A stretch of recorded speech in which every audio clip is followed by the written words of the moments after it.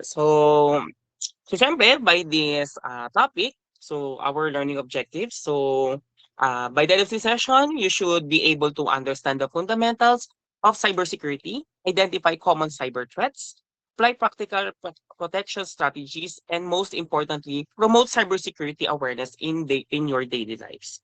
Okay. So nakikita natin dito na very important to. Akala nila na baliwala na. So malay ba natin na tayo ay sinasamantala na po, pinapasok na tayo ng hindi natin alam, especially with our computer systems. Po. So kung sisimulan natin, let's think. So I want from here to you guys.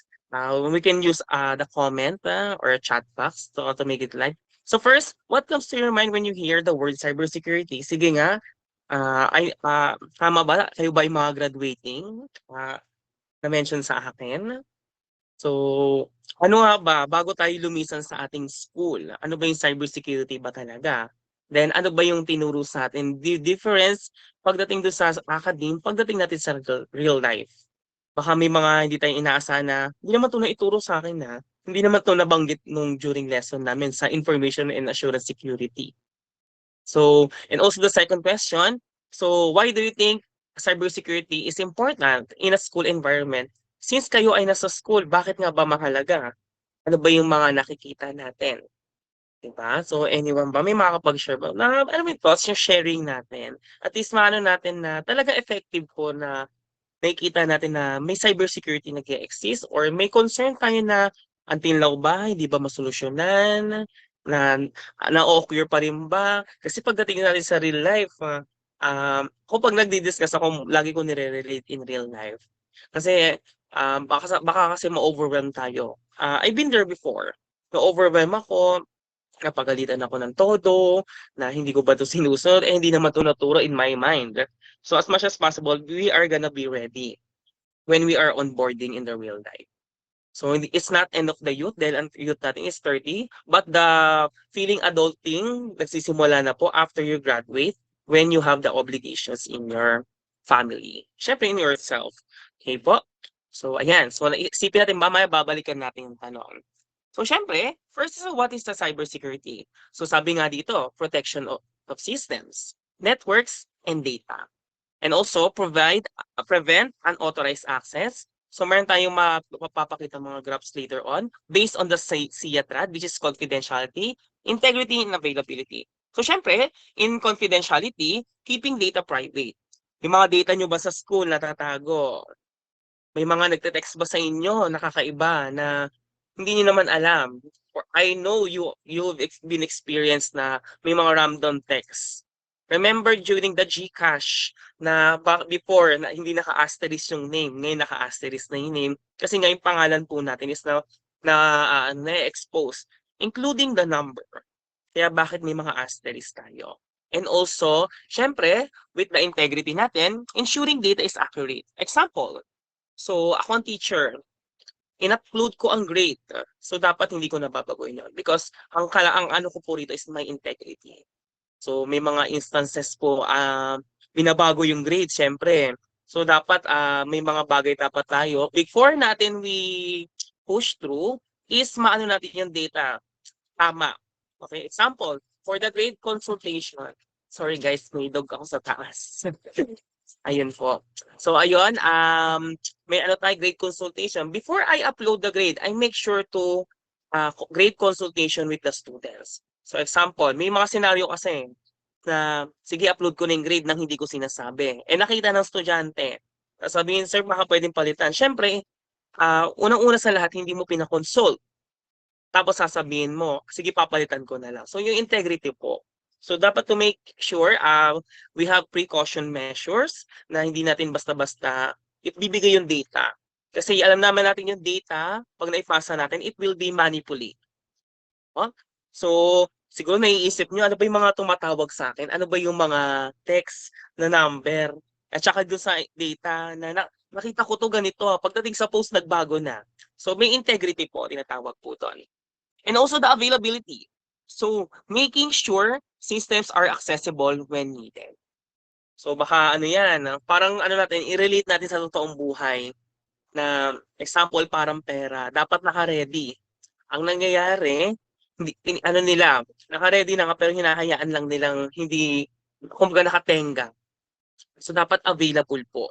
So it's also with the files. If na kayo ay nasa corporate world na, iba po yung magiging mangyayari po. So dapat you will be vigilant. Kasi po mamaya sa mga next topics natin, we will discuss about the hackings, phishings, yung mga intruders and so on.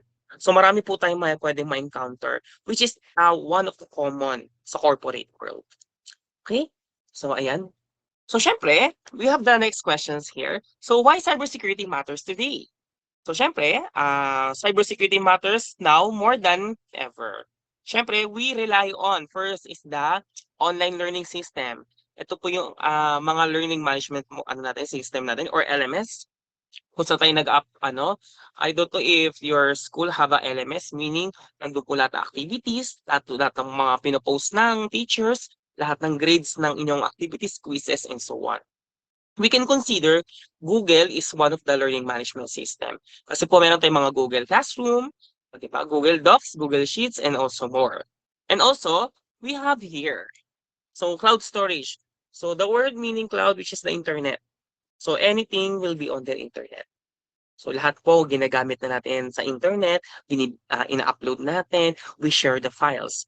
So syempre, ayan po yung pinaka natatakam po ang mga hackers, which is yung mga data. Yan po ang favorite nilang target. Favorite nilang loobin. Kasi nga po, sila po ang papaldo dyan pag nakuha po nila yon.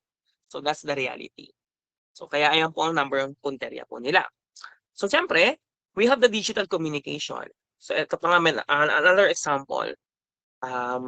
May nangyari kasi to, matagal na to. So there is a random caller na hindi niya yung sinagot pero walang sumasagot. Ang nangyari, nakukuha na pala niya yung information doon sa isang device. So kaya minsan may mga trust issues po tayo, including the cameras in the computer. So example, itong laptop ko. Actually, kaya nga napansin nyo, may mga laptop na po tayo na on off. Example ko, i-slide ko lang ito, magko-close na yung camera. Then pwede ko lang i-open. Kasi nga po, di ba, may mga issue before na may nanonood pala sa atin na hindi natin alam. So, syempre, marami tayong ginagawa. Example, nakataas lang yung laptop natin. We never know, naka-on pala siya. Kasi hindi naman natin makikita na umiilaw yan eh. Basta ang alam natin, nakabukas na yung camera, open lang po siya. And also, we have the data privacy risk. Pasok na rin po doon yung sa camera. And also the information na binigay nyo sa school, binigay nyo sa munisipyo, binigay nyo kung saan kayo nag-fill up. Kaya remember, if you are fill upping the forms or Google Forms, always dapat po may data privacy statement act na talagang cargo po ng pinagbigayan nyo ng impormasyon na hindi kumalit yung mga numbers. Yung mga numbers nyo, email nyo. Kaya magtataka kayo, may mga random na nag-appear na sino ba to? Bakit text ng text? Email ng email to. Saan ba niya nakuha? Okay po? So mamaya we have the precaution measures. Paano natin mape-prevent ito? So hold on lang po tayo. So syempre, all of these involve sensitive data. Lahat po ng impormasyon nandiyan. So without proper protection, this data can be stolen. So pwede nilang pekein, gamitin pangalan nyo, altered, or ma-misuse. So example na lang natin. So remember during elections, magtataka kayo, may voters list na nilalabas. Isipin nyo nandun yung pangalan natin. Nandun yung birthday natin. Especially, nandun yung address natin. So dun pa lang po sira na po yung data privacy natin. Sabihin na natin it's a public document from the COMELEC, but syempre po, may impormasyon po nakakalat po doon. Kaya magtataka ka, pag election, syempre may doon, may address. Pupuntahan ka. Mobile ka na, sino tong pumunta sa akin? Diba? Malay mo ba kung sino yon? We never know. Okay po? So let's continue. Syempre, cyber threat landscape, common threats include, so we have 5 here na na-mention. Ito yung mga suki. Suki sa mga corporate. Okay? So we have the phishing. So we have the malware, ransomware, and social engineering and password attack. So we will discuss this one by one. Ano ba to? Mamaya, mostly ang alam lang ko ng karamihan is the phishing and the malware. Pero minsan hindi po familiar yung iba pagdating sa ransomware and social engineering. And also the password attack na hindi mo alam na nakukuha na pala yung mga impormasyon mo sa pamamagitan ng isa po rito sa mga nabanggit natin. So, ayun po, the fraudulent, sa phishing natin, the fraudulent practice of sending emails of other messages, support, purporting to be form reputable companies in order to include individuals to reveal personal information, such as password and credit card numbers. For example, may nag-email sa'yo, nanalo ka ng 1 million pesos. May link, click mo na para makuha mo na. Pipindutin ba natin yon? So, can you react nga kung pipindutin ba natin yon? Kung pwede ba makapag-react ka dyan? I'm watching you guys. So, tingnan natin, pipindutin ba natin once we receive that kind of link? So, para maano natin, ma-identify. Bakit nga ba? Kasi mamaya, yes, no. Because, tanungin muna kita, tumaya ka ba ng loto? O, di ba? Na may mga pinasahan ka ba online? Magtataka ka, saan nila nakuha? Now, we need to backtrack. Saan ba natin pinagbibigay ang impormasyon natin? So, mamaya may sample ako sa inyo. Ay, ngayon na actually, it's part of the, hindi naman siya phishing, but they have my numbers. So, wait lang, papakita ko sa cellphone ko na, ayan po, ang dami ko pong, hindi siya nakaano pala yung screen ko, ang dami ko pong random number, sobrang dami po. I receive, for this 1 week guys for this 1 week, I receive 1,000 missed calls na hindi ko po kilala. Well, mahal ko yung number ko, pero ayoko muna magpalit. Pero I receive 1,000 a week na mapapaisip ka na lang na di ba sila napapapa? Di ba? Yung tipong sabik na sabik sila makuha yung impormasyon natin. Ito pang worst part. May magte-text sa'yo, mayroon pang link na kasama. O, click mo na. Remember, during sa Facebook na kumakalat na, click mo na yung Jollibee discount, KFC discount, Chowking discount. Wala namang ganung promo. Pero click natin. So, ano bang gagawin natin? Once we click or accidentally click the link. So, ako ang first step na ginagawa ko is change password immediately. Kasi po, nangyari na po sa account ko. Actually, yung main Facebook ko, ah, since na paulit-ulit ako na hack, actually 10 times na ata. Mahigit. So, the first step I need to do is change the password. Kasi po, yan po ang una nilang gagawin sa'yo. Ang gagawin nila sa'yo, na-observe ko to. Actually, tinesting ko ulit to once again before. Click ko yung link in accident. Sinadya ko, tinignan ko paano nila ginagawa. Alam niyo po ba ano ginagawa nila? So, ano pang ginagawa nila ano ba ginagawa natin para makapag-reset ng password? They remove the number, your personal number. And also, they remove your personal email na nakakonect sa Facebook. Para pag change mo yung password, pag change mo yung password, wala ka na magagawa. Okay? Pwede niyo pong unahan yon. So, natanggal nila yung email ko, natanggal nila yung number ko, pero naunahan ko sila sa pag-change ng password. Naibalik ko yung email ko. Then, nagulat na ako may unknown email na nakalagay doon, which is ayun yung gagamitin nila for reset password. I immediately remove it. So, yun po yung nangyayari pag in-access natin yung mga sa ibang links. So, we must be vigilant on the phishing. So, we must report it immediately. And report as spam, lalo na kung tinatagtad tayo ng calls and texts nang di naman natin ginusto to. So, syempre, we have the malware. So, ito yung mga intentionally harmful program. Remember the I Love You virus. Ang nag-create po nun, estudyante taga-ama. So, hindi po siya nakulong. So, what do you think? Bakit nga ba siya hindi nakulong? Even though million po yung nasira niya. May idea po ba? I hope nabanggit to sa information and assurance security. Na ano ba siya? Nakulong ba siya? So, magiging thinking natin ngayon, hindi siya nakulong. So, syempre, may additional knowledge tayo kung bakit hindi siya nakulong. So, hindi siya nakulong because wala pa po existing na batas patungkol po kay sa mga ganitong atake, especially with the Data Privacy Act. So, ang maganda pa nga po, inopera pa nga siya ng trabaho because he can access in different computers po.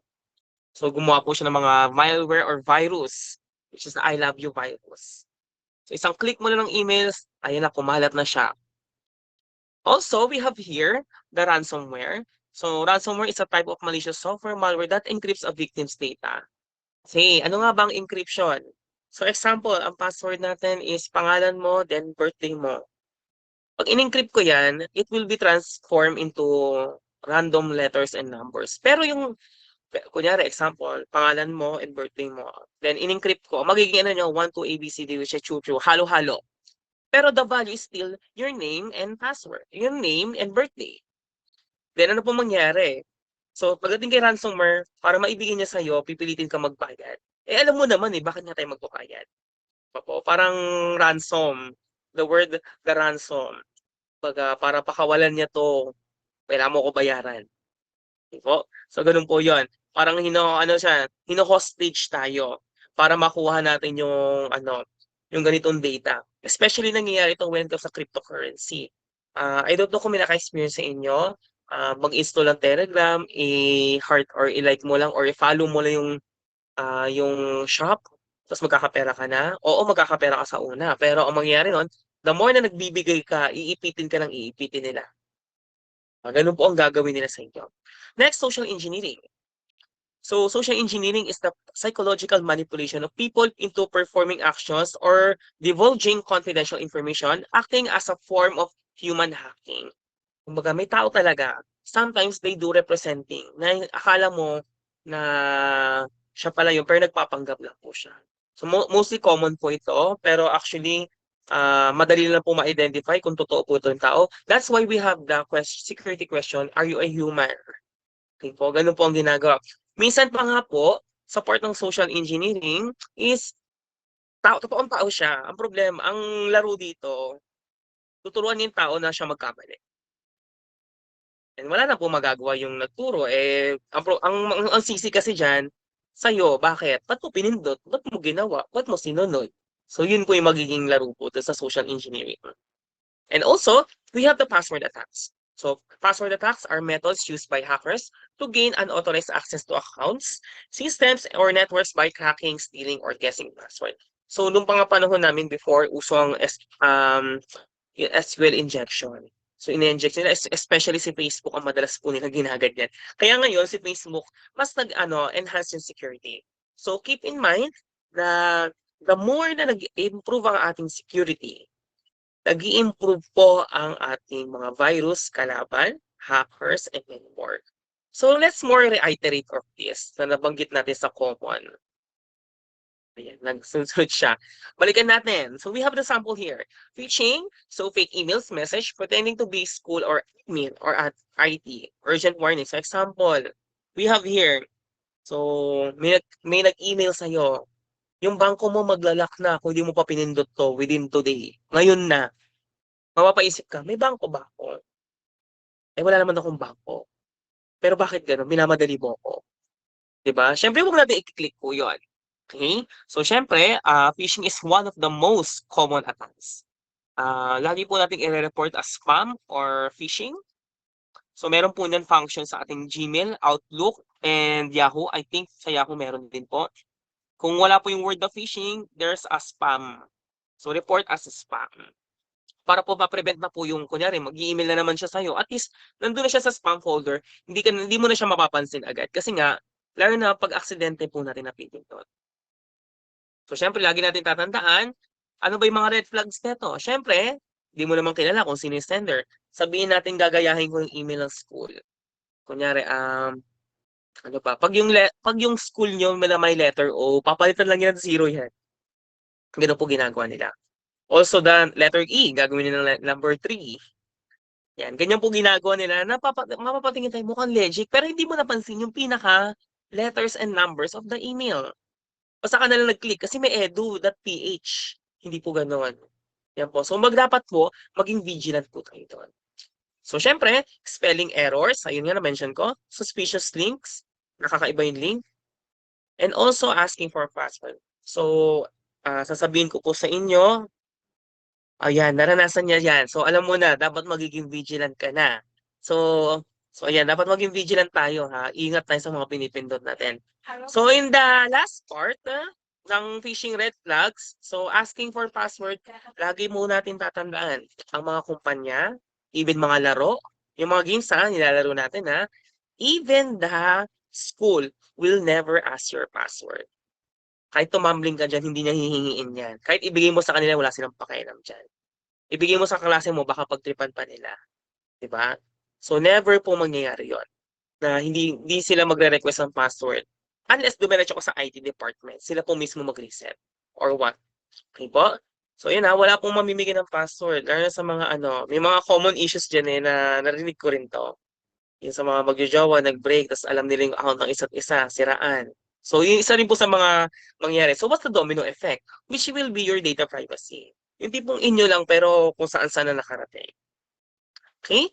So next we have here, reiterate po natin ulit, when it comes kay malware. So syempre, about the malware. So malware refers at malicious software such as meron tayong mga virus, Trojan, spyware, keylogger, tas mga sources, yung mga USB or flash drive, downloads and attachment.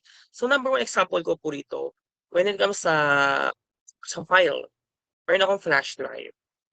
So, sinuksok ko siya. So, automatic kakalat po yung virus. So, may another scenario po ito. Meron akong file na hindi ko ma-delete kasi mahalaga po siya sa akin. Nabubuksan ko siya. Ang problema, virus na po yung file. Pero nabubuksan ko siya. Sinave ko siya, nilagay ko sa Google Drive. Once I put in the Google Drive, dinownload ko po ulit sa ibang computer. Ang problema, kumalat lang ulit yung virus. So, ibig sabihin pala, I realized na pati yung virus nadadala rin pala. Hindi nga mabavirusan yung Google Drive ko. Pero, nandun yung virus. Once you open it, it will be explode. So, ayun po, na ano po siya nadadala. So, it's better to on your antivirus, lalo na especially si Windows Defender. Although minsan nakakainis si Windows Defender kasi some of our applications tinitreat niya as virus. Pero hindi naman virus. Pero maging maingat po tayo. Pag ino-off natin siya, siguro din po nating usually internet Yung internet yung cost dito. Na pag na-connect sa internet, tapos in-off mo yung antivirus, tapos syempre yung background apps natin magra-run yan. Marami tayong background apps na nagra-run na hindi mo lang napapansin. So, ang nangyayari, yung process na ang ginagawa ng computer natin, tuloy-tuloy lang. So, hindi mo naman alam, baka may ma-download yan na hindi mo napapansin. Okay? And also, ayun nga po, sa downloads, kung nagda-download kayo ng mga APK file para lang makagamit ng application. O, nagda-download din kayo ng mga crack na Windows and so on. So, nakikita po natin na iba't iba po yung ini-install natin. Okay? So, meron pa po tayo. So, huwag kayong mag-alala. We will just reiterate this. Ayan, ransomware. So, magtataka ka, yung mga files mo, gulo-gulo na yung pangalan, encrypted na, hindi mo na makita. So, para mawala yon, kailangan mo daw magbayad. So, may mga ganyang na hindi mo na mamalay na sinisingil ka. Install mo to para mabuksan mo siya. Ang problema, pag ni-install mo, kailangan mo magbayad para gumana yung application. Pero lolokohin ka lang po niyan, hindi po totoo yun. So, okay lang yan as long as yung data mo, alam mo naman kung may copy ka, kaya nga we must create our own copy ng mga files natin. So, example, meron akong laptop, may computer ako, may cellphone ako, lalo na gumagawa ako ng grades. I always keep a copy from my laptop, computer, and my tablet. Kasi may time po talaga, example, o dala ko yung tablet ko, may magtitingin ng grades. So, syempre, at least dala ko. And also, na-virus yung laptop ko, at least hindi na wala yung mga files ko. Parang okay lang, reformat ko na, may kopya naman ako niyan Di ba, pag tayo nagre-reformat, we must save our files. Okay po?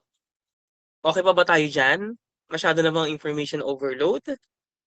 Ayan, may sa mod APK. So, ingat po tayo doon. Kasi baka mamaya magda-download kayo, Gcash mod APK para maging 1 million agad pera nyo. Wala pong ganon. Wala pong ganon. Walang Gcash mod. Kung meron lang, mag-install ako. Yan po. So, we have the social engineering. Siyempre, manipulating people. Kunyari, ikaw ay isang hacker. Siyempre, tuturuan mo yung tao na siya na magkamali para ang sisi nasa kanya. Kumbaga, kasalanan mo yan kung gumawa niyan di ba? So, ganun po ang ginagawa sa social engineering. Fake authority, so nagpapanggap po yan. Emotional pressure, mamadaliin ka niyan, mamadali mo yung tao na aligaga. Ano mo kung may mangyayari sa mo, kailangan mo na gawin to. Di si tao naman, naniwala. So, yun po yung mga current concern na na-encounter nila. So, yun po. Also, the password attacks. So, last part ng ating common, which is brute force, dictionary attacks, and credential stuffing. So, ito po yung mga nila, pinagpipilitan nila. I remember I teach in discrete mathematics. They do mini-multiply times natin kung ilan yung numbers, ilan yung letters natin. Kung minultiply mo yan, example, ang result natin is 10,000. 10,000 times pa niya huhulaan yan. So, ganun po ang gagawin. Eh, ang problema, nagiging automated tayo. So, 10,000 times niyang uulitin at uulitin para lang makuha yung 4-digit number mo. Di ba po? So, ganun po ang gagawin niya. Para lang maulit, para maulit. So, ganun po, tinatagtad po nila yan. Ay sabihin mong 100,000 yan. As long as may automated na sila, syempre nagiging high-tech din ang mga hackers. Ano niyan, iikot niya yung password mo 10,000 times. Kumaga sa lock natin yung iniikot natin hanggang sa makuha natin yung pinaka passcode. So yun po ang ginagawa nila ng trabaho. So password natin. So syempre, let's think. Isipin nga ulit natin. So why do attackers often target people instead of systems? So anyone? So ano ba? So bakit nga ba tao ang inaatake imbes yung system? May nabanggit tayo kanina eh. So bakit nga ba? So kunyari ako ang hacker, bakit nga ba tao atakin ko instead yung ano natin, yung mga system natin? So sige nga, may makakasagot ba? Or may idea ba sa napag-usapan? Yes. Kunyari ako, na biktima. Alam, ano daw maka-close na yung bangko ko? Click ko na agad. Oo. Ibigay ko example, may nag-text pa nga. Pakibigay OTP number. Magtataka ka, saan ang galing OTP number? Especially with the GCash. 'Di ba? Wag po tayo magbibigay. Even the OTP or one-time password, bawal po ibigay yon. Kahit lumuha po sila ng dugo, wag po natin ibibigay po yun. Okay? Kasi nga po, ibig sabihin, first things first, alam na niya ang password mo. Pangalawa, hindi siya makapasok kasi kailangan ng OTP. Yun na nga lang yung tanging security natin, binigay pa natin yung OTP natin. So, wag po. So, ganun po nangyayari. So, maganda yan, magdi-discuss din natin yan. So, syempre, we have here now. So, cybersecurity in education. So, syempre, why school are target? So, tanungin ulit natin, bakit? Kasi nga, kunyari, ano kayo, assume natin, you are 10,000 students existing or currently enrolled in your school.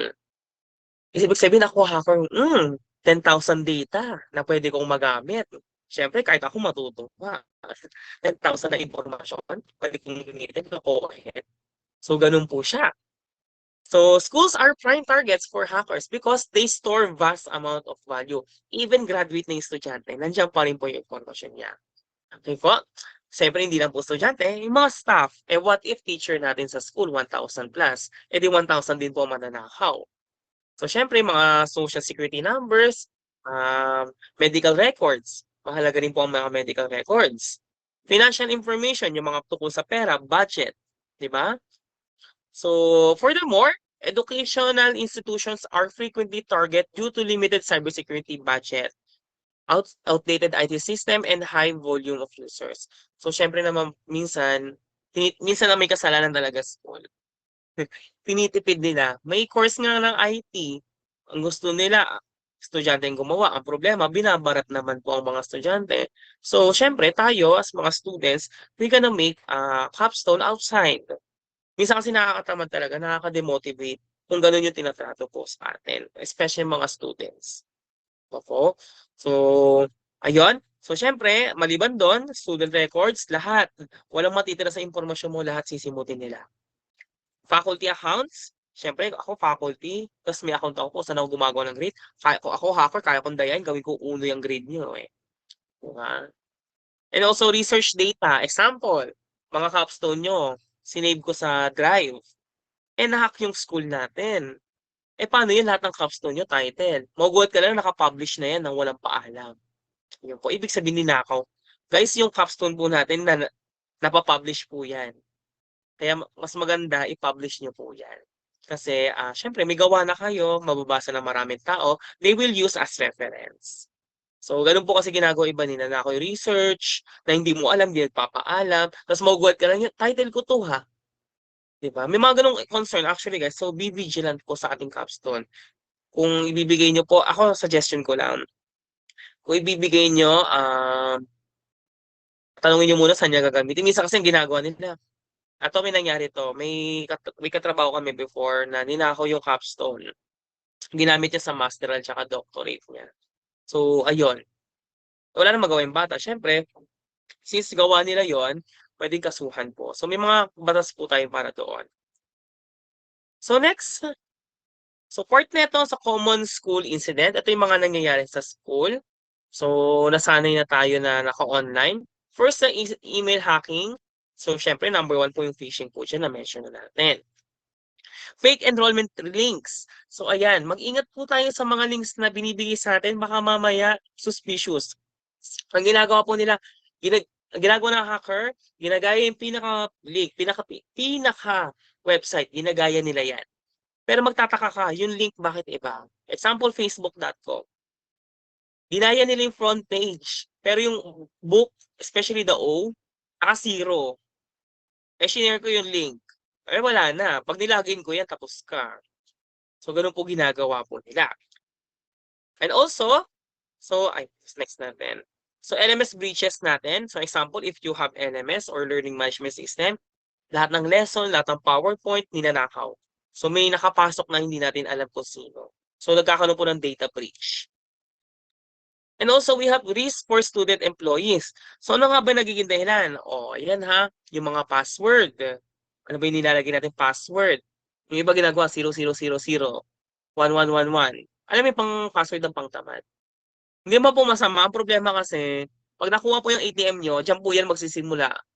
Ang gagawin po nila, uunahin nila yung mga common password. And also public Wi-Fi. Ito, may experience ako. Kaya I don't trust public Wi-Fi anymore.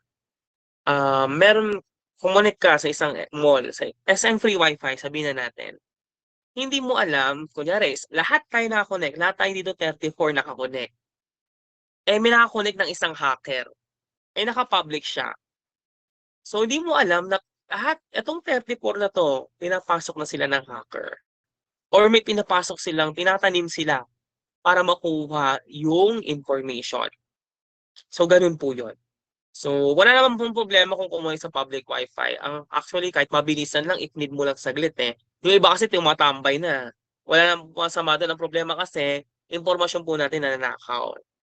So, actually, hindi nga ito na-mention dati about the public Wi-Fi. Ngayon na-mention na po siya kasi nga, ito na po yung easiest way nila para makapasok sa mga device natin. Laptop, computers, ano pa ba, cellphones, tablets, etc. Lahat ng mga devices natin na may mga sabihin natin masasarap na data na paborito ng mga hackers. Kasi nga syempre, example, may ID ka, min-ID mo, ay enrolled na ako. Popost mo yung mama-ID mo. Hindi mo pa tinakpan yung student number mo, birthday mo, pirma mo, wala na. Paano yan pag nakita ko yan, ay ako loko-loko. Gagamitin ko yung ID mo. Mag-i-impersonate ako. Yan. So, tapos makikita mo, pangalan mo sikat na kasi nga, nagkuha ka daw ng ganito, nagnakaw ka daw ng ganon, na hindi mo naman ginawa. Pero nakikita mo, yung ID mo nandoon.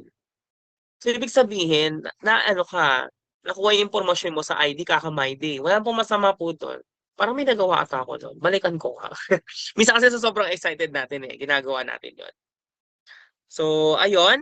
So, next pa natin. So, oversharing online, kalmahan lang po natin. Ako, hindi na po ako nag-share sa online. You can share, pero syempre, limit your friends.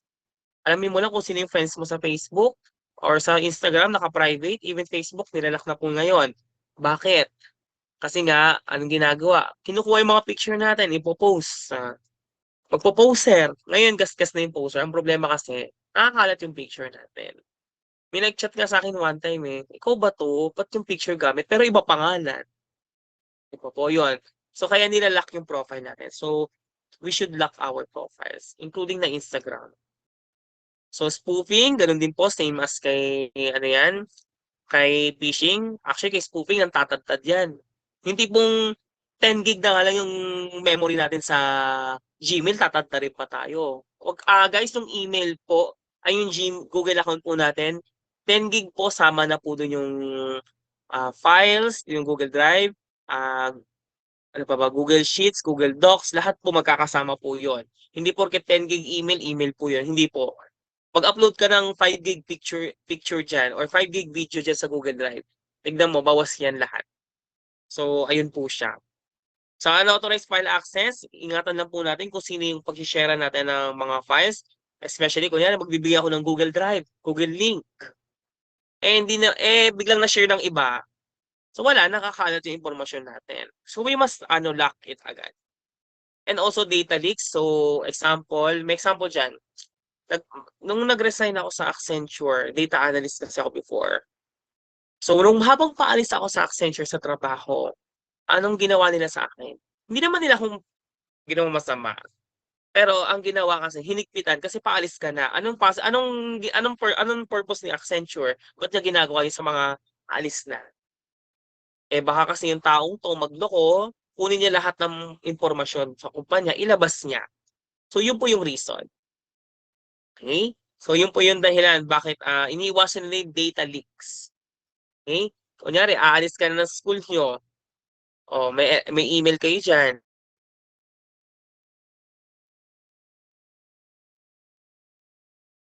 Dinidisable. So as much as possible, bago ka umalis, lahat ng pinagsa-save mo, na personal information mo, kunin mo na po kasi hindi mo na po ma-access yan. Okay. So let's think again. So what cyber threats do you think students and employees encounter most? Kayo ba? Tignan natin, ano ba yung madalas nyo na-encounter? Tignan nga natin, sino yung mas lamang, sino yung mas sikat?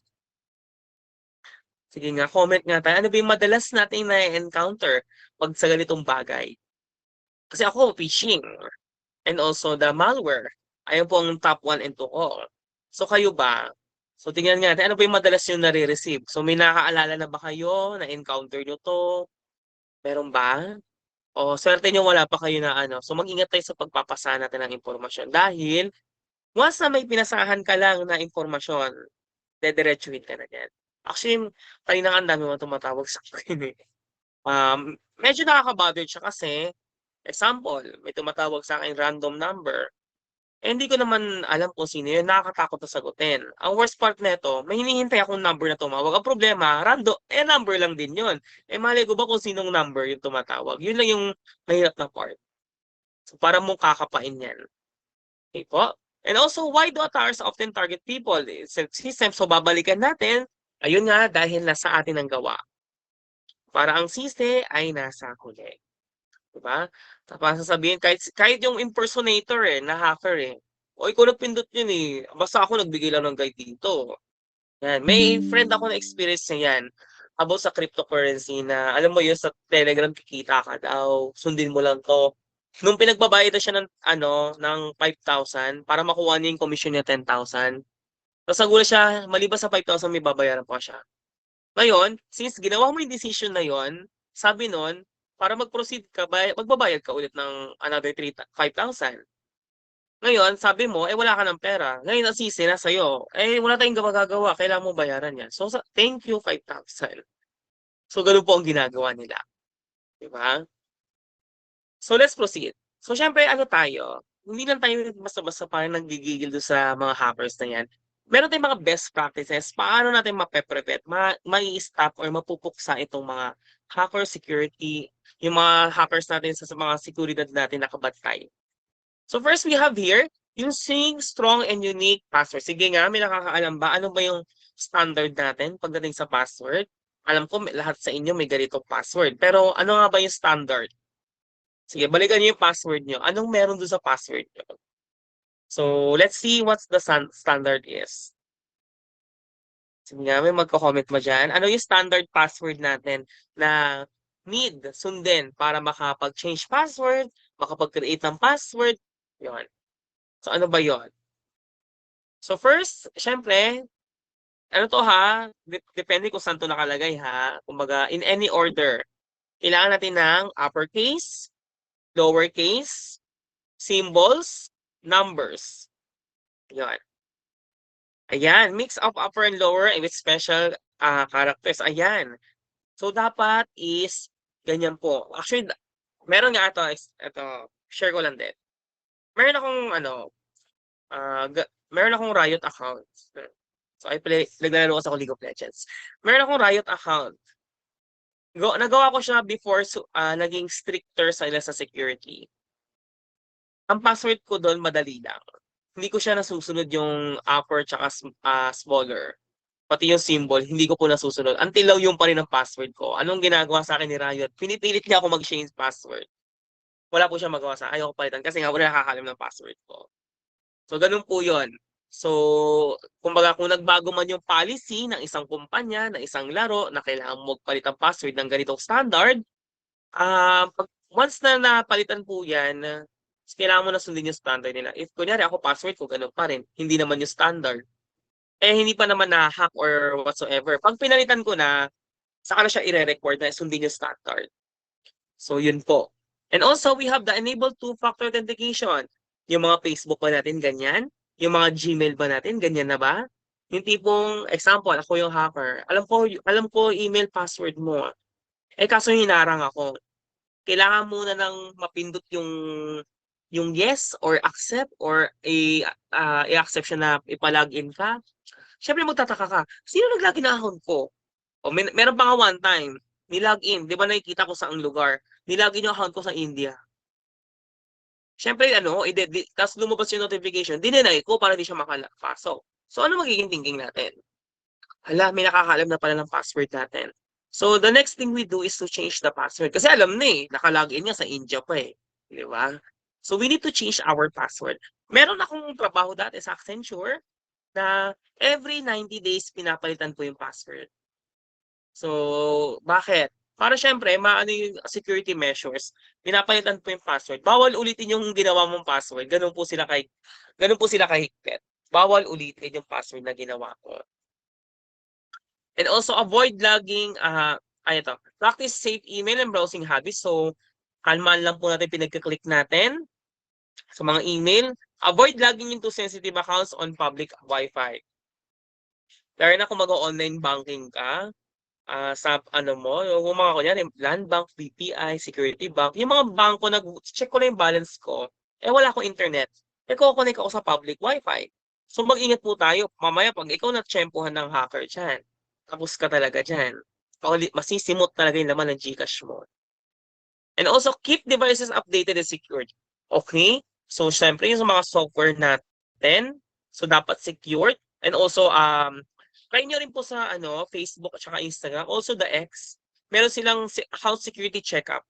Kumbaga, chine-check yung account natin, kamusta na ba? Parang ano lang yan, kumbaga sa hospital, chine-check up lang yung account natin. Yun po. Yun po yung ginagawa. Actually, ginagawa ko siya every twice a year. Na kamusta po yung account ko, may problema ba? Okay ba tayo? Minsan kasi sa Facebook ngayon, si Facebook is may meron na siyang status. Nakalagay sa status ko actually very risk na yung akin kasi lagi po akong parang may naka-on ng mic. So ayan na, wala na. So ayun, may status po sa Facebook kung kamusta yung account mo, secured ba, at risk na ba, alanganin na ba. So yun po. So syempre, ayan, maintain regular backups. So yung mga files natin, example, computer po natin, hindi porket wala namang problema, nire-reformat din po yan, guys, sinilinis naman po natin yan. So wala namang pong masama mag-reformat. Para alam mo yun, at least parang na-cleanse ang ating computer. Siyempre, once we reformat, lahat mo back to zero. Siyempre, before that mag-back to zero, you have to save your files. So, syempre, yung mga drivers mo, wala. Yung mga in-install mo, security mo, wala. You can install it again. Okay po? Pero syempre, since bago lang yan, prone po yan sa mga viruses. So, you must be vigilant. So ayun, anong password? Anong password tinutukoy? So, ayun nga, balikan natin yung password natin, ha? So, meron tayong minsan may 4-digit, pagdating sa mga PIN codes. Meron din tayong 6-digit, minsan sa mga bangko rin. So, we must choose the best password. Huwag po tayong 00001111. Huwag po ganon. Huwag tayong 12345 ayun po yung mga common, yan po ang unang tinetester. Kung may tester po ang bad site, yung mga hackers, syempre, hindi magpapatalo yan. Gagawin din po nila yung best nila makuha yung account natin. Okay? So, ayan po yung sample natin. Sa strong password. So, 12 characters. Actually, 12 characters. Dati kasi 8. Common na kasi 8. So, usually 12. Actually, naka 12 lang ako . So, uppercase, lowercase, numbers, and symbols. So, example, ayan. Yung letter A, palitan mo ng at. Ayan, may exclamation point. Ayan, numbers. So, yan po. Wala pong masama po dyan. So, we must utilize our password. Siyempre, maliban sa i-utilize natin, dapat secured. Kaya minsan sa mga, di ba, yung mga bata-bata pa tayo, sa computer shop, pag nakita lang yung password natin, tinatago na natin, di ba? Magta-type tayo. Ganun din po tayo sa totoong buhay. So, we must hide our password. Kahit kaibigan mo pa yan, itago mo pa rin. So, password mistakes. Ano ba yung madalas nagkakamali? Same password everywhere. Example, ginawa ko to dati. 5 email ko, iisa lang password. So, pag nalaman mo yung 5 email ko at nahulaan mo isang password, yung password ko, wala na yung account ko. Ang catch dito, may 2-factor authentication ako. So, hindi niya pa rin mabubuksan yon. Ngayon, anong natin dito? Maging ethical. Siyempre, dapat po iba-iba yung password. Kasalanan ko naman bakit 5 account ko. Kayo, bakit 3? Siyempre, dapat matandaan natin. There's nothing wrong if we have notes or notebook. As long as wala po ibang gagamit niyan. Baka mamaya yung 5 account ko nilagay ko sa notebook ko tapos pinakailaman ng kasama ko. Di wala na. Wala rin. Useless lang din. Kaya sabi mo may 2-factor authentication. Siyempre, gusto natin yung isip natin ay walang problema. Lalo na pagdating sa account. Lalo na nandun yung bangko mo, Facebook mo, mga laro mo, di ba? Nandun, lahat ng transaction. So, sharing credentials, wag po. Writing password openly, takpan-takpan din po natin minsan. Minsan may mga chismoso talagang mata na umaaligid. Ayan. So, 2-factor ha, gumamit po tayo, especially si Google may authenticator. You can add authenticator. Kahit personal account lang yan, para at least, alam ko may authenticator ako dito. I'm using authenticator because pag magla-login ako, yung code na lang kukunin ko. Ayan, may code ako dito. Ewan ko kung nakikita. Ayan, code po yan nakikita niya sa taas. Kumbaga kahit hindi to naka-online, as long as yung code, automatic po yan. So you can try authenticator. You can add your account. Kunyari, hihingi siya ng OTP. Buksan ko authenticator kahit wala akong internet. Kasi nga, naka-record na po yung numbers noon po. Kaso nga lang, random ito. Pero syempre, at least, lahat po na ng lalabas na number, every 30 seconds, may expert po siya. Same din siya kay Microsoft Authenticator. Actually, sa Microsoft Authenticator, naka-authenticator din po ako. So, ito po. So, I use Authenticator. So, may number po. So, kukunin ko lang yung number kahit hindi nakabukas yung internet ko. Ayun. Actually, sa isang email ko, may Authenticator ako. May po ako, password, may passkey ako. Meron akong, ano ba yun? Text message. Yan. So it means, may kailangan natin ng iba't ibang layer ng security. Para hindi po tayo ma-hack. So at least pag nalaman yung password, ay hindi ko wala akong authenticator. Ito-try ni hacker ulit yung number. Ay wala akong number. Ito-try ko naman yung passkey. Ay wala akong passkey. Wala na. So doon pa lang, hindi na siya ma-hack. Okay? And also, we have the safe email practices. Yan. So, since lahat tayo, babad tayo sa email. Pag nagtrabaho kayo, nag-i-email kayo, kahit anong gawin nyo, mag-i-email kayo. So, syempre, verify sender. Kilalanin mo muna sino yung nagsasend. Tama ba tong email na to? Legit na to? Baka may mga special characters na hindi natin napapansin. Baka mamaya, sendan mo ng confidential file sa unknown user, patay tayo dyan. So, avoid unknown attachment. So, minsan, hindi nga sila nagbibigay ng link. Ang problema, binibigay naman nila virus. So, iwasan po natin. Kaya nga, di ba mapapansin nyo sa email, sa pinakadulo, kunyari ako sender, na mali ako ng send, na-receive mo.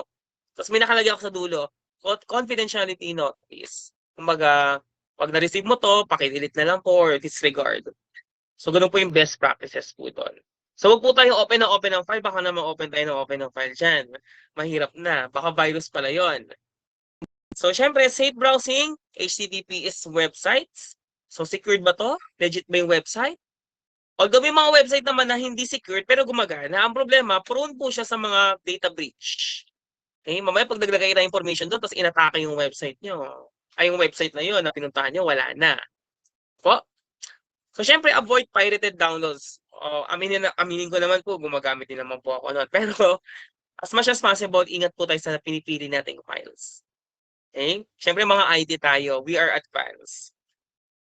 And also, nag-next. And also, beware of pop-ups. Nangyayari to sa mga minsan kasi ads nila to. Siyempre, para kumita yung website. So, meron pa nga, sa mga ads, claim mo na kung di mo virusan cellphone mo, laptop mo. Ang problema, click mo naman. Minsan ang ginagawa kasi, may lumalabas na apps. Hintayin mo lang yung X, tapos saka mo i-close. Ang problema kasi, pindot tayo ng pindot, saan ba yung X dito? Ang problema, napipindot mo yung website. Napipindot mo yung pop-up. Actually, may link na lalabas doon.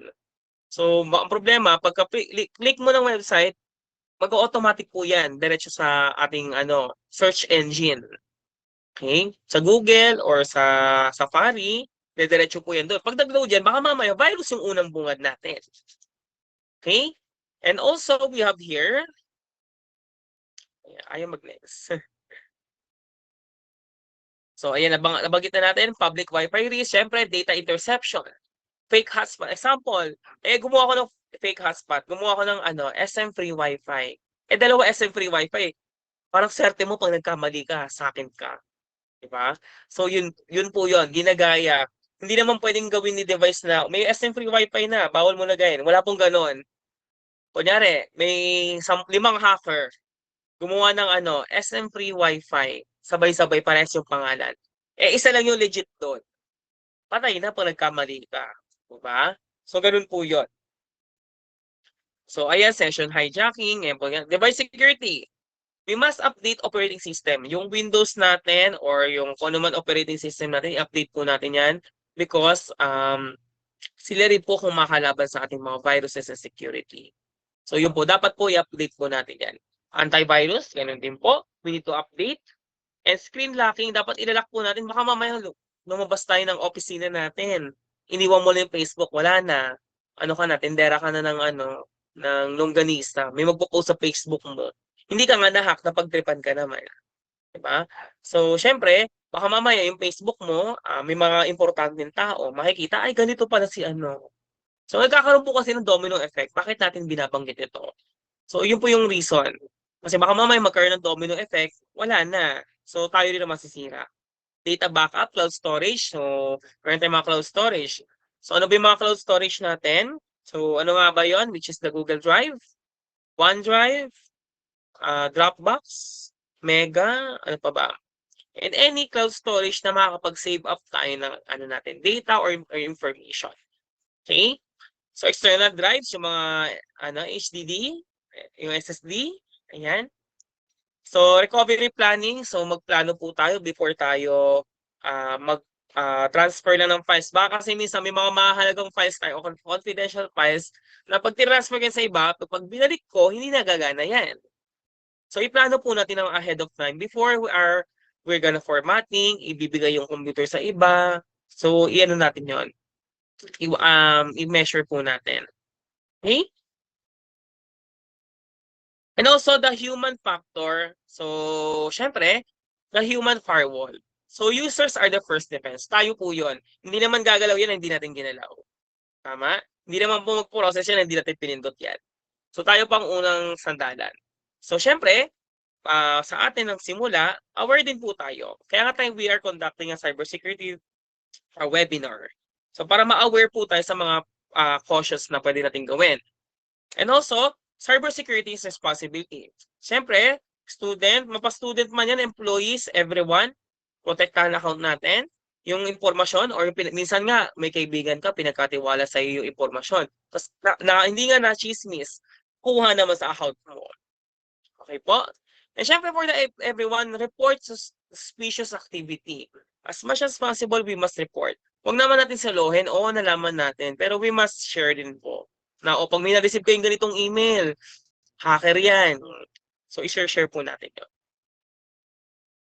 So, also, as a digital citizenship, digital citizenship means using digital technology in a responsible, ethical, and safe way. So, it includes the skills and behaviors people need to participate positively in online spaces while understanding their rights and responsibilities. Ano ba yung mga rights natin para doon? So, syempre, first, mag-responsable po muna tayo. Ano po yung mga kailangan natin? 'di ba? Para wala tayong tinatamaan na tao, wala tayong tinatamaan na batas. So digital citizens are aware that their actions online can affect themselves. Hindi lang sa sarili natin, ba't ibang tao? Mamaya post tayo ng post, 'di ba? Mamaya na pa yung reason bakit ano. Actually, may sample lang. Um, Regarding sa mental health, ayun, gumagawa ng fake news, 'di ba? Minsan, kasi ang ginagawa kasi, 'di ba, sa bilang digital citizenship, dapat responsable tayo. Not just in our security, but also the general public, lahat po ng tao. So ayun po, and the wider community, so they think carefully about what they share, say, and do in digital environments. So sa panahon kasi natin, kahit saan pwede tayong mag-post, kahit saan pwede tayong makita, kahit saan pwede tayong ma-detect. So yun po. So baka mamaya yung mga sinasabi natin is nakaka-apekto na pala. So syempre, because of that, hindi yung mga primary search ng mga ano natin, hackers at saka mapagsamantala. Para ay ito na ataking ko, mukhang mahina na 'to. Hindi man mahina, sample, hindi nga mahina yung account, mahina na yung emotion niya. So, mamadaliin niya yung pagbibigay ng mga spam. So yun po, nagkakaroon ng domino effect. Akala natin ito lang yung trabaho nila ng mga hackers. Marami pong way. May researcher din po sila, huwag kayong mag-alala. Kung meron tayong researcher, meron din po sila. Ayan. So, ayan. So, ano ba yung sample natin? Digital commerce. So, syempre, respectful. Always permission before you hit buy. Baka mamaya naman, binili mo sa maling website pa. Mahirap na. Masimot yung credit card mo. Digital downtime. So, remember to digitally disconnect. So, as a person, so mamaya babad na babad tayo sa trabaho, sa school. Baka mamaya hindi mo alam, may mapagsamantala na pala sa atin kasi sinusulit yung pagod natin. So yan po yung ginagawa nila. Hindi lang talaga iniisip nila technically but also about sa atin. Okay? Kaya sabi nga kanina, tanong, bakit tao ang tinitira kaysa yung system? Kasi nga nasa atin talaga. Diba? So may emotion tayo. At digital etiquette, ano yung tama, ano yung mali, alam po natin yan. So digital health, so minsan nakaka-stress po talaga lalo na pag may nangra-ransomware sa atin na may importanteng file ka. So yun po. Integrity, so ayan, so na-mention din natin kanina, digital literacy, dapat maalam tayo, ano ba yung dapat, ano yung tama. Privacy, so wag naman natin i-expose ang ating sarili, wag naman natin i-expose yung kaibigan natin or kung sino man.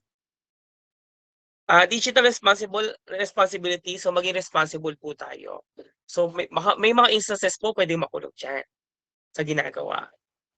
And also digital security. So, syempre, make every password, matandaan natin. Hindi naman porket, ay, forget ko na yung password, halo-halo. Kinalimutan ko naman. O, wala rin, di ba? So, dapat matatandaan natin yung password. So, yun po yung mga digital citizenship as examples. Syempre, is part of the etiquette. So, ayun, balikan lang po natin, syempre, cybersecurity awareness, think before you click. So, hinay-hinay lang po, baka mamaya mapindot niyo yung yung discount ng Jollibee. 'Di ba? Discount ng KFC, discount ng Chowking. Anniversary promo daw nila. Kaya di naman totoo. Update your software, balikan na po natin.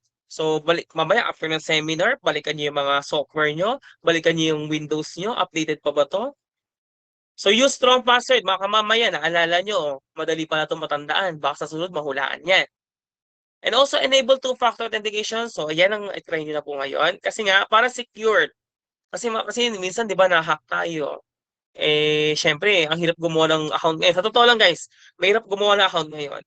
Dahil ang daming duplicate account na hindi pa nabubura. So huwag kayong mag-alala, hindi lang po sa Pilipinas ang subscriber, buong mundo po.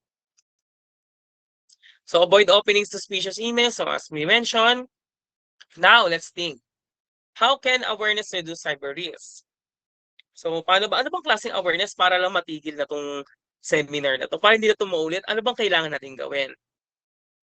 Diba? Ano bang natin, precaution measures. So tayo, nag-iisip tayo na ano pa ba yung kailangan natin gawin para talagang 100% we are digitally protected. And also, the question is, what action should be taken when something online feels suspicious? So, syempre, sabi natin kanina, think before you click. Obserbahan po natin yung paligid natin online. Na tama ba itong pinupuntahan ko website? Tama ba itong lumalabas na to? May something wrong na ba? Na ngayon ko lang ito nakita. Yan. We must double check it. Including the emails. May na-receive ako. Sino ba to? Wala naman ako ina-anticipate na may ma-receive. Ay, minintay ako ma-receive. may dumating nga, pero iba naman. Okay? You must check the user. You must check the content, pero wag mo na i-click yung pinaka-file or link. Okay? So, delete po natin, i-report as a spam. Okay? So, yun po.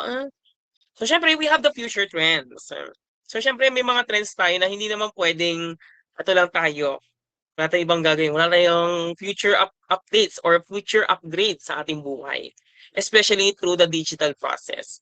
Okay po? So, may kita natin dito, kailangan natin first is maging vigilant muna tayo sa lahat. So, syempre, emerging trends.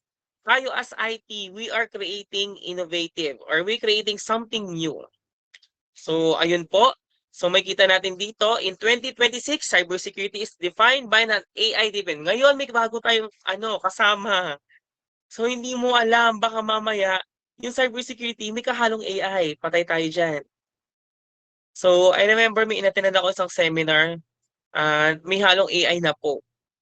Yung pero hindi ko lang siya na-include dito. Pero, syempre, kung may developers tayo sa mabuting paraan, may developers din po tayo sa masamang paraan.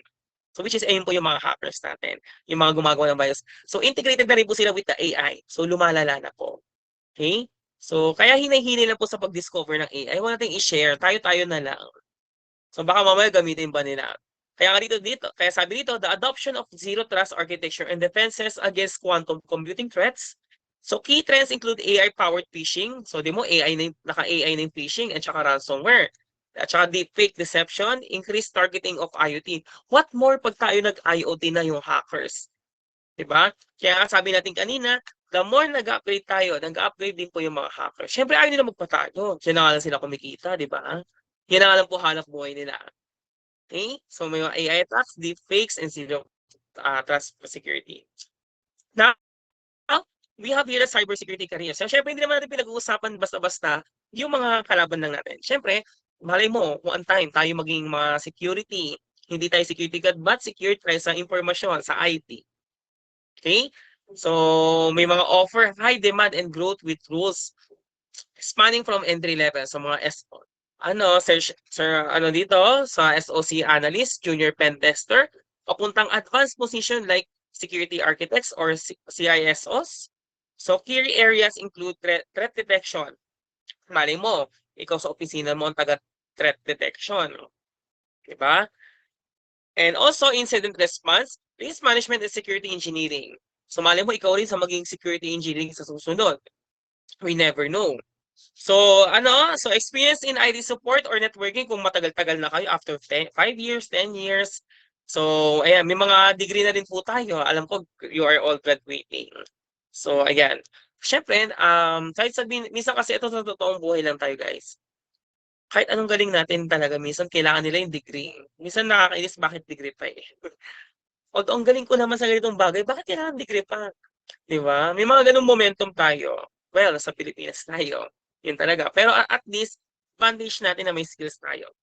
So, yun po yung nun. So, advantage po natin siya. Okay, we have another one here. Ayan.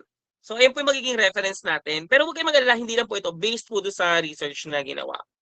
So, meron tayong mga entry level, security analyst, SOC analyst, IT support. Then, meron tayong mid-level. Meron tayong pen tester. So, ang dami po niyan. Meron din tayong senior level. Paano pag doon ka naman si leadership and supervisory? Kumbaga, ikaw yung nagmamanage doon sa opisina. Diba, meron tayong leadership. Meron tayong specialized roles. Meron tayong compliance and governance and consulting. Consulting, usually matatanda na dyan. Pero syempre, mali mo, ikaw yung pinakabatang consultant. Diba? We never know.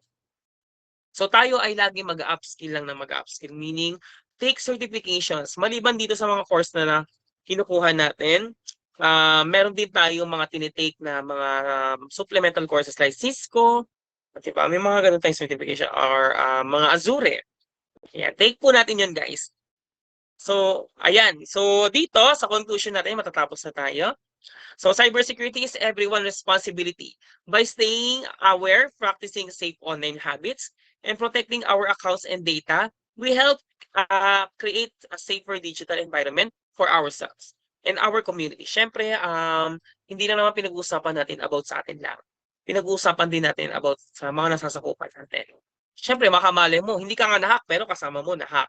Diba? Wala rin. So always think before you click, verify before you trust, and stay vigilant in the evolving digital world. So ayun po, dapat po maging maalam tayo, maging maingat po tayo dahil nagiging, actually hindi naman totally threat, pero nagiging isang lumalaking problema po ang mga viruses, mga hackers. Lalo na isipin mo, na-mention natin kanina, naka-AI na pala sila. Eh what more pag nag-IoT sila? Mas even worse. So that's my PowerPoint presentation. I hope you learned something po and thank you so much.